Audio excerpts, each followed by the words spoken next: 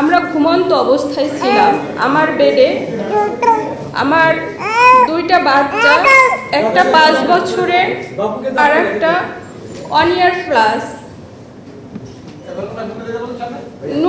নূরের গলা ধরে শুয়েছিল ওর বড় বাচ্চাটা, যে বাচ্চাটা আজকে স্তব্ধ হয়ে গেছে। 25শে মার্চের কারো রাত গল্পে বই পড়েছিলাম ছোটবেলায়, যখন ঠিক ওই রাতটা যেন আমার জীবনে নেমে এসেছিল আমার সন্তানদের জন্য। আমাদের ঘরে কোনো কলিং বেল দেওয়া হয়নি, কোনো কিছু না। হঠাৎ করে মেইন দরজা এবং আমাদের রুমের যখন দরজা ভাঙার শব্দ শুনে আমি শুধু ছোট বাচ্চাটাকে দেখে শুধুমাত্র দাঁড়িয়েছিলাম। এর মধ্যে দেখে আমার সামনে এসে অন্ধকার ঘর, অনেকগুলো লোক, তাদেরকে তখন তো আমি চিনতে পারতেছিলাম না। নূর উঠতে পারতেছিল না, বড় বাচ্চাটার গলাটা জড়িয়ে ধরেছিল। এর মধ্যে ওরা ঘরে ঢুকে সর্বোচ্চ মনে হয় 3 থেকে 4 মিনিট হবে। তো বারবার জিজ্ঞেস করতেছিলাম আপনারা কারা।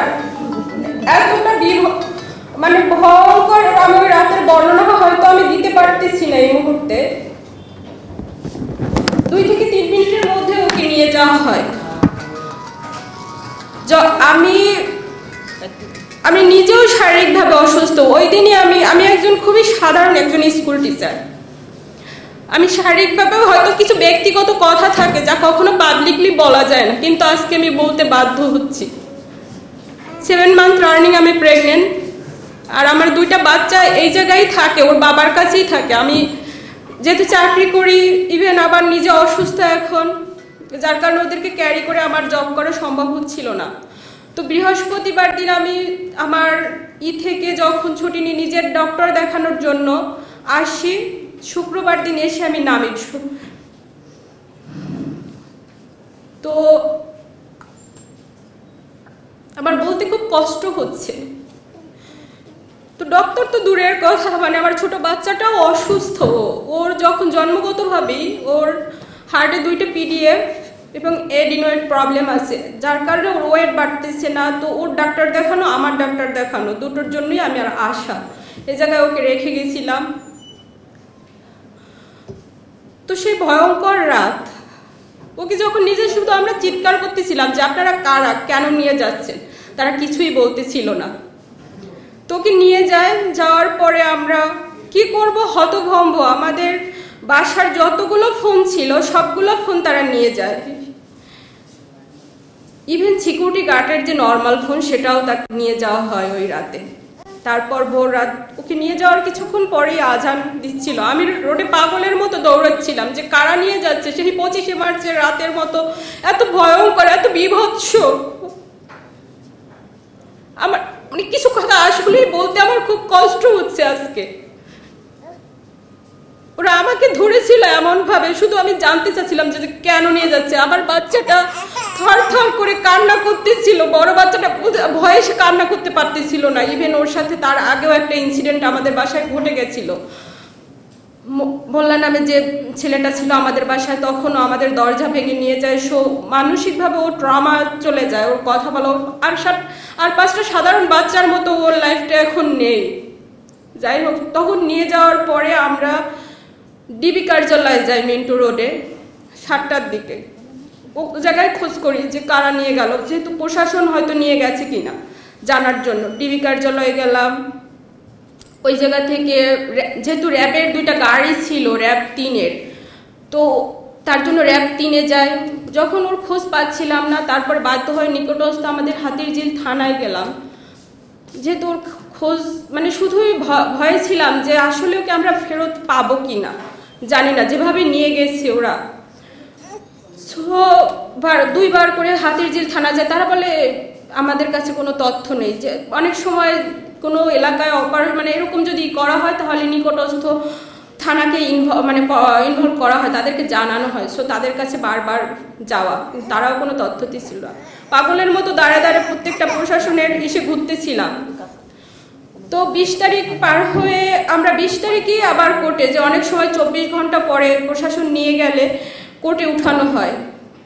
তো ওই দিন তাকে কোর্টে আর উঠানো হয়নি। পরের দিন আবার CMM কোর্টে গেলাম এইভাবে জানতে পারলাম যে কোর্টে উঠানো হবে হয়তো। তো যখন কোর্টে গেলাম, আমি যেহেতু অসুস্থ, একা মুভ করতে পারতেছিলাম না, নূরের ছোট ভাইটি আমার সাথে ছিল।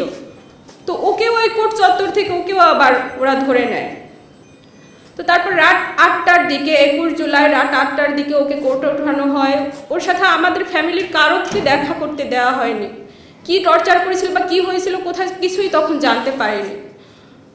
আইনজীবীদের মাধ্যমে জানতে পারি যে ওকে যখন কোর্টে উঠানো হয়, ও নিজ মুখে মহামান্য আদালতকে ওর উপরে ওই নিখোঁজ অবস্থায় যে শারীরিকভাবে টর্চার করা হয়েছিল, প্রত্যেকটা নির্যাতনের মানে আঘাতের চিহ্ন সে নিজের টি শার্ট খুলে জজ সাহেবকে দেখিয়েছিলেন। কিন্তু তারপরেও তাকে আবার 5 দিনের রিমান্ড মঞ্জুর করে। তো ওকে ওই জায়গা থেকে রিমান্ডে আবার নিয়ে যাওয়া হয়। তো রিমান্ডে নিয়ে যাওয়ার পরে রিমান্ডের 5 দিন অতিবাহিত হওয়ার পরে গতকাল যখন কোর্টে উঠানো হয়, সে এক বিভৎস চিত্র। ও তো কোনো চোর ডাকাত নয়, ও তো কোনো খুনি নয়, ও তো কোনো জঙ্গি নয়, ও তো একজন ডাকসুর সাবেক ভিপি, ছাত্রদের হয়ে কথা বলছে। আর এতটুকু তো অধিকার আমাদের সংবিধান আমাদেরকে দিয়েছে। নিজে পায়ে হেঁটে মানে ও কোর্টে উঠতে পারেনি, পুলিশের কাঁধে ভর দিয়ে তারপরে ওকে কোর্টে উঠতে হয়েছিল। তো মহামান্য আদালতকে বারবার অনুরোধ করার পরে মানে আমি একটু দেখা করার সুযোগ পাই। তো তখন ও বলে যে এই রিমান্ডের 5টা দিন ওর উপরে যে অমানবিক মানে নির্যাতন করা হয়েছে, যেটা বলতে আমার মানে একটা মানুষের উপরে এরকম জানোয়ারের মতো, আমি জানি না অন্য কোথাও হয় কিনা। আগে শুনেছি রিমান্ডে নেওয়া হয় জিজ্ঞাসাবাদের জন্য, বাট এতটা ভয়ঙ্কর ভাবে ওর উপরে অত্যাচার করা হয়েছে যেটা বলতে আজকে আমার হয়তো সন্তানদের সামনে, ওরা এখনো জানে না। আমার বাচ্চাটা যখন আমি বের হই বাসা থেকে, বারবারও জিজ্ঞেস করে, মা তুমি বাইরে যাচ্ছ কেন, তুমি আমার বাবাকে নিয়ে আসতেছো না, বাবাকে ফোন দাও। কারণ ওকে ওর বাবাকে ছাড়া ও ঘুমোতে পারে না, ওর বাবার কাছে ও যেহেতু থাকে, ওকে গোসল করায় দেয়, খাইয়ে দেয়। জানি না ও সন্তান হিসেবে কিরকম, হাজবেন্ড হিসেবে কিরকম, বাট ওর সন্তানদের জন্য সর্বোচ্চটুকু ও করে।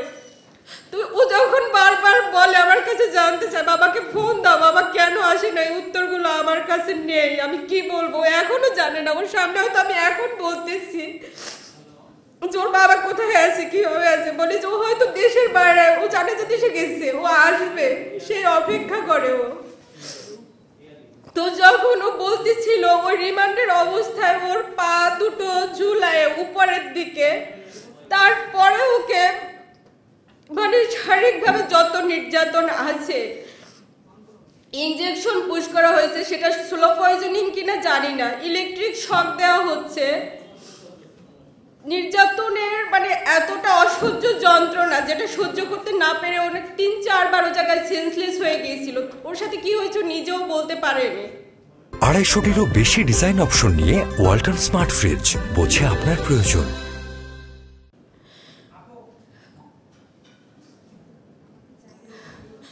তো তারপরে মহামান্য আদালতকে এটা বলা হয় যে ওকে অন্তত চিকিৎসার মানে একটা মানুষ এতটা শারীরিকভাবে নির্যাতন, তো ওই জায়গাটায় ভয় পাচ্ছি যে আমার স্বামীকে অন্তত এই জায়গাটা একটু চিকিৎসার ব্যবস্থা করে দেওয়া হয়, ও যেন সুচিকিৎসাটা পায়। আর বারবার যদি এরকম একটা মানুষকে রিমান্ডে নিয়ে এরকম নির্যাতন করা হয়, ও তো কোনো অন্যায় করেনি, ও তো কোনো অপরাধ করেনি, ও তো কোনো ভাঙচুরের সাথে জড়িত নয়, ও শুধু নৈতিকভাবে ও তো ওই ডাকসু থেকে উঠে আসছে, ওই ছাত্র আন্দোলন থেকে 2018 ছাত্র আন্দোলন নেতৃত্ব ও দিয়েছিল, সেই জায়গা থেকে ও একটু হয়তো সাপোর্ট মানে নৈতিকভাবে সে সাপোর্ট করছে ছাত্রদের এই আন্দোলনটা, বাট ও তো এই সন্ত্রাসী কার্যক্রমের সাথে কোনোভাবে জড়িত না। বাট ওকে বারবার ও জায়গায় স্বীকারোক্তি নেওয়ার চেষ্টা করা হচ্ছে যে ও এইগুলার সাথে জড়িত, মানে মিথ্যা মামলা দিয়ে ওকে বারবার। আর এটার মানে বলা হচ্ছে যে ও নাকি নির্বাচনে যায়নি কেন, ও কেন বিভিন্ন দেশে বিভিন্ন অ্যাম্বাসিতে যায়, যেহেতু ও এক ডাকসু সাবেক ভিপি আর একটা দলের প্রধান হিসেবে বিভিন্ন রাজনৈতিক দল, বিরোধী দল, তারা তো প্রত্যেকটা অ্যাম্বাসিতে তাদেরকে ইনভাইট করলে তারা তো যায়, সে জায়গায় মানে করে, এটা তো তার কোনো অপরাধ না। বাট কেন জানি না, এই উত্তরগুলো আমার কাছে নেই। তো আপনাদের মাধ্যমে শুধু এতটুকুই আমি বলতে চাই, আমার স্বামীর উপরে যেন এই নির্যাতনগুলো বন্ধ করা হয়।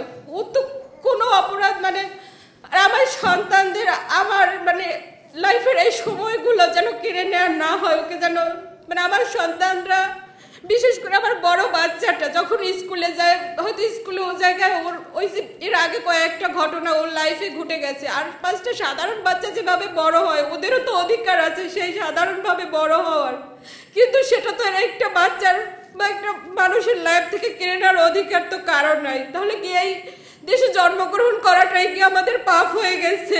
জানি না।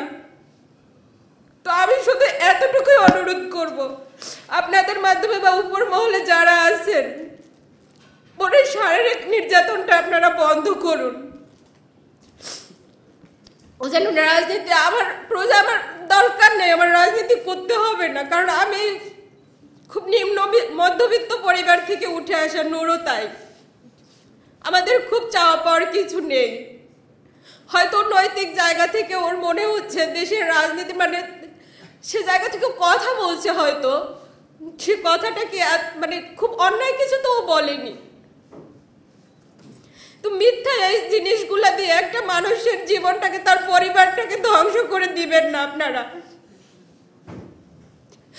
আবার ছোট বাচ্চাটা খুবই অসুস্থ, ওর বারবার ট্রিটমেন্ট দরকার হয়, ফলো আপের দরকার হয়।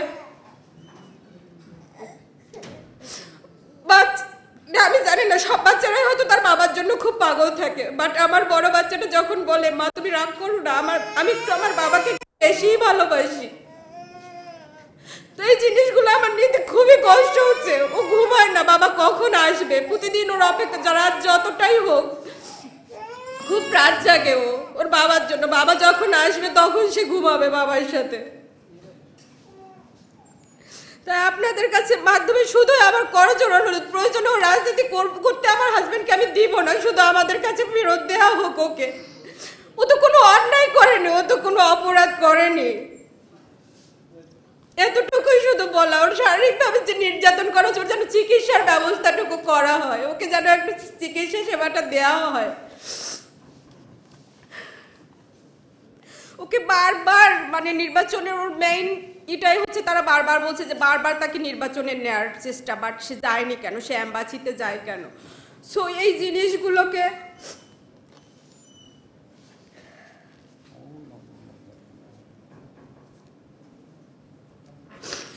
আপনাদের মাধ্যমে বারবার আমি উপরে যারা আছেন তাদেরকে বা যারা সাধারণ তাদেরকে শুধু আমি এতটুকুই অনুরোধ করার জন্য এই জায়গায় আমার আসা। আর আমার কোনো কিছুই মানে বলার নেই, শুধু ওর উপরে নির্যাতনটা বন্ধ করা হোক, ওকে আমাদের কাছে ফেরত দেওয়া হোক, আমার সন্তান আমাদের জীবন থেকে এই সময়গুলো কেড়ে না নেওয়া হোক, আমার সন্তানদের স্বাভাবিক লাইফটা যেন আর 5টা বাচ্চার মতো যেন ওরা বড় হতে পারে, ওদের যেন এই মানসিক ট্রমার মধ্যে দিয়ে ওকে আর যেন না যেতে হয়। আর 5টা বাচ্চার মতো মিশতে পারে না সব, তারপরেও এই সেই মোল্লাকে যখন ধরে নেওয়া হয় ও পুরাই মানে ভেঙে পড়ে। ও পুলিশ দেখলে এতটা ভয় পেত, মানে পুলিশের কাছে যেত না, যদি একটা গাড়ির শব্দ শুনে বাইরে বের হয় সে দৌড়ে চলে আসে। পুলিশ যেন ওর কাছে একটা আতঙ্কের নাম হয়ে দাঁড়িয়েছে। একটা বাচ্চার জন্য যখন একটা পুলিশ সম্পর্কে এইরকম ধারণা নিয়ে সে বড় হবে, ওর স্কুলের টিচাররাও বলে ওরা 5টা বাচ্চার মতো সবার সাথে মিশতে পারে, ওর ভিতরে যে একটা আতঙ্ক ঢুকে গেছে সেটা ও মানে সে জায়গায় তোকে আমি সাইকোলজিক্যাল কাউন্সিলিংও করানোর জন্য আমি ওকে ডক্টর দেখাচ্ছিলাম, তারপরে অনেকটা ইমপ্রুভ হচ্ছিল। এর মধ্যে আবার এই ইনসিডেন্ট, জানি না ওকে আমি আবার স্বাভাবিক লাইফটা ওর ফেরত দিতে পারবো কিনা। তো আপনাদের মাধ্যমে আমি শুধু বারবার অনুরোধ করতেছি আমার হাজবেন্ডের উপরে এই নির্যাতনটা যেন বন্ধ করা হয়, এই নির্যাতনটা শুধু বন্ধ করেন, ওকে আমাদের কাছে আমাদের